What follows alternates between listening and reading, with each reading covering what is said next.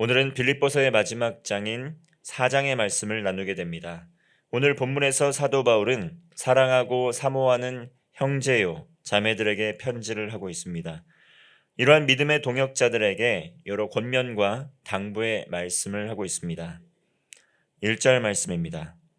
그러므로 나의 사랑하고 사모하는 형제들, 나의 기쁨이요 면류관인 사랑하는 자들아, 이와 같이 주 안에 서라. 1절 말씀은 그러므로 라는 접속 부사로 시작을 합니다. 그러므로 이 말을 쓸 때에는 앞의 내용이 뒤의 내용의 원인이나 근거가 될 때 그러므로 라고 이렇게 사용을 하고 있습니다. 그러면 사도 바울은 앞에 이 어떤 말을 했길래 지금 오늘의 본문의 말씀을 했는지 한번 살펴볼 필요가 있습니다. 먼저 앞서 사도 바울은 믿음으로 구원받은 성도들이 구원을 이루어가는 삶에 대해서 이야기를 했습니다. 그러면서 믿음의 경주를 끝까지 하며 부활의 소망으로 살라고 권면을 했습니다. 사도 바울도 복음의 능력으로 살면서 예수 그리스도의 그 십자가의 고난을 마다하지 않고 이 부활의 영광을 소망하면서 힘있게 믿음의 경주를 했던 하나님의 사람이었습니다. 빌립보서는 먼저 1장에서 말씀을 드렸듯이 이 감옥에서 쓴 그러한 옥중서신 중에 하나입니다.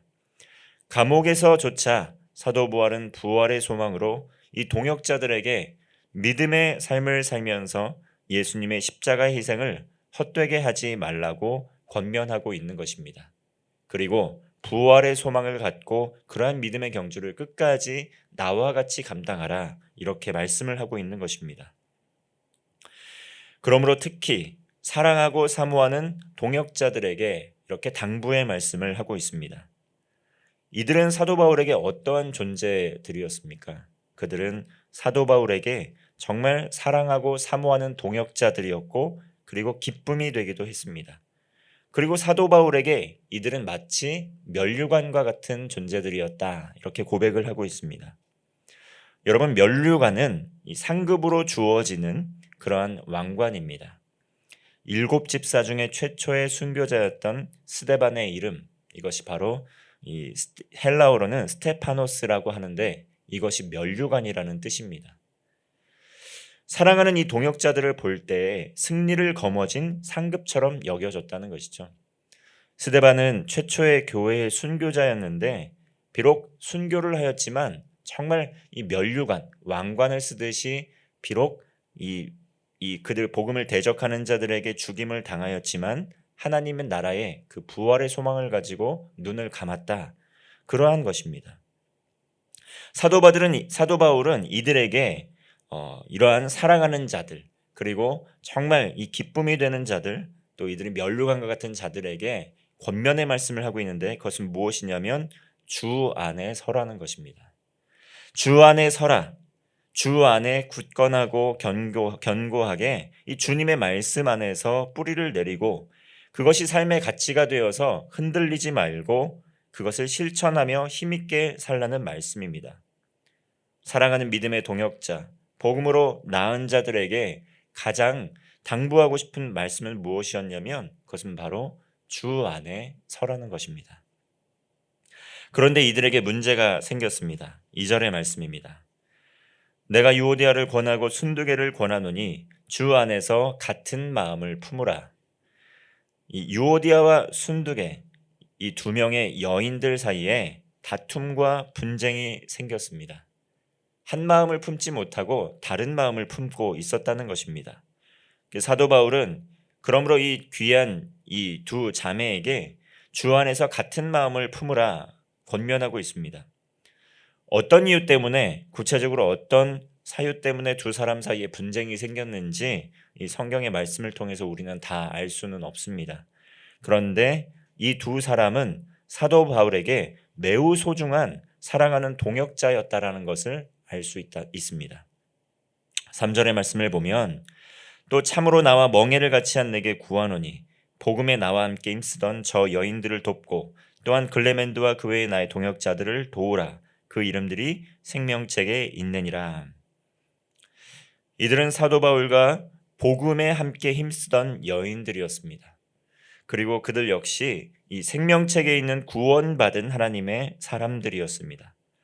이처럼 교회에서 충성스러운 두 명의 일꾼 사이에 다툼이 생기고 이 분쟁이 생기는 경우가 오늘 성경의 본문의 말씀에서뿐만 아니라 우리의 삶에 또 교회 안에서도 비일비재하게 일어나는 일들입니다.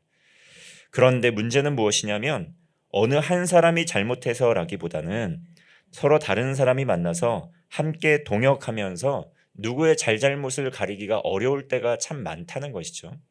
그럴 때면 정말 난감할 때가 많습니다. 아마 사도 바울도 이러한 마음을 가졌을 것입니다. 나의 사랑하는 그러한 동역자들, 복음에 함께 힘을 쓰면서 하나님의 나라를 이루어갔던 두 영적 지도자들, 일꾼들 사이에서 분쟁이 생겼는데 누구 한 사람의 편을 든다고 한다면 한 사람은 분명히 상처를 받게 될 것이고 또 누구 한 사람의 편을 들어주지 않는다면 그것 때문에 또 섭섭해하는 상황 가운데에서 정말 난감했을 것인데 그것을 위해서 그 주변 사람들에게 같은 마음을 품도록 도우라 이렇게 권면을 하고 있습니다. 이처럼 서로가 서로의 모든 기대를 다 맞춰서 할 수 있다고 하는 것, 그거 자체가 굉장히 이상적인 기대입니다. 아무도 완벽하게 서로의 기대를 충족시킬 수 없습니다. 마음에 맞는 부분이 있겠지만 시간이 흐르다 보면 서로 다른 사람이기 때문에 필연적으로 불만족스러운 부분이 생기게 되어 있습니다. 그렇기 때문에 관용이 필요하고 용서와 화해가 필요하다는 것이죠. 서로의 다름을 인정하고 서로의 다름을 수용하는 과정이 필요하다는 것입니다. 교회는 특별히 이러한 것이 요구되는 공동체입니다. 왜냐하면 이 사회에서 특별히 이익을 추구하는 회사에서는 서로의 이익이 맞지 않으면 또 여러 가지 정리를 통해서 구조 조정을 통해서 이렇게 관계를 마무리할 수 있습니다. 그런데 교회는 어떻습니까? 교회 공동체는 그렇게 할 수 없다는 것이죠. 왜냐하면 근본적으로 가족 공동체의 특성을 갖고 있는 것이 교회이기 때문입니다. 가족은 어떻습니까? 부부관계는 또 어떻습니까? 태어날 때 눈에 넣어도 아프지 않을 것 같았던 아이들이 자라면서 점점 부모에게 반항하기 시작하고 정말 우리가 낳은 자식이지만 때로는 우리와 너무 다른 모습을 갖고 또 이렇게 자라가고 성장하는 것을 보기 시작합니다. 때로는 가슴을 찢는 일들을 서슴지 않고 할 때도 있고 그러한 것이 자녀인데요. 이 부부관계 역시 서로의 모든 것을 이해하고 모든 것을 다 품어줄 것이라고 기대하고 이제 삶을 시작했지만 오랜 세월 서로의 다름 때문에 서로 고통스러워하는 경우가 참 많다는 것이죠. 그러나 누가 잘못했다고 이 잘잘못을 가르기 어려운 경우가 참 많습니다. 서로 다르기 때문입니다.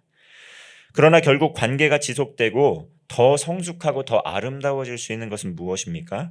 그것은 바로 서로의 다름을 인정하고 있는 그들의 모습으로 수용하기 시작하면서부터 관용과 화해의 삶을 살기 시작하면서부터 그 안에 사랑이 더 깊어지고 싹트게 된다는 것입니다.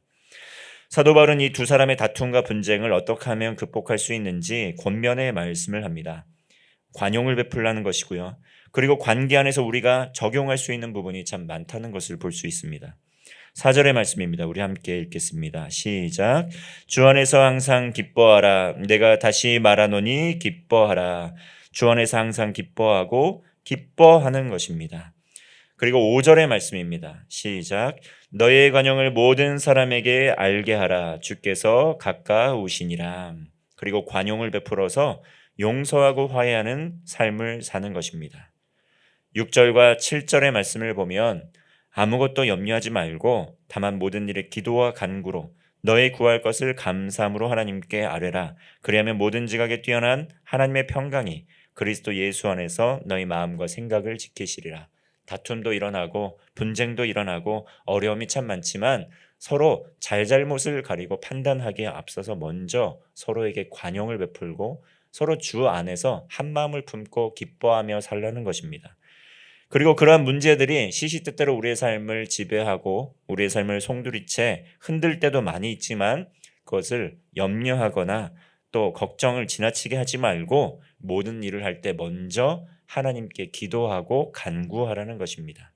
그리고 감사함으로 하나님께서 이루실 것을 하나님께서 하나됨을 이루게 하실 것을 그렇게 기도하라는 것입니다. 그렇게 할 때 모든 지각에 뛰어난 하나님의 평강이, 모든 지각이라는 것은 모든 것을 다 아는, 모든 것을 헤아리는 하나님께서 우리를 평강으로 이끄시고, 그리고 마음과 생각을 지켜주셔서 결국 부활의 소망을 가지고 믿음으로 살아갈 수 있도록, 주 안에 설 수 있도록 지켜주신다는 말씀입니다. 사도 바울은 우리에게 염려보다는 기도와 간구의 삶을 살라고 말씀을 하고, 또 감사함으로 하나님께 그것을 아뢰라고 말씀하고 있습니다. 모든 것을 아신 하나님께서 평강을 주시고 마음과 생각을 지켜주신다는 것입니다. 염려하기보다는 기도하고 간구하며 감사함으로 하나님께 아뢰고 응답받는 성도가 되시기를 바랍니다. 11절과 13절은 어떠한 형편에든지 자족하는 삶에 대하여 말씀을 하고 있습니다. 11절 말씀입니다. 내가 궁핍함으로 말하는 것이 아니니라. 어떠한 형편에든지 나는 자족하기를 배웠노니 나는 비천에 처할 줄도 알고 풍부에 처할 줄도 알아. 모든 일 곧 배부름과 배고픔과 풍부와 궁핍에도 처할 줄 아는 일체의 비결을 배웠노라. 13절 말씀 우리 함께 읽겠습니다. 내게 능력 주시는 자 안에서 내가 모든 것을 할 수 있느니라. 아멘. 이것이 자족의 삶의 비결입니다.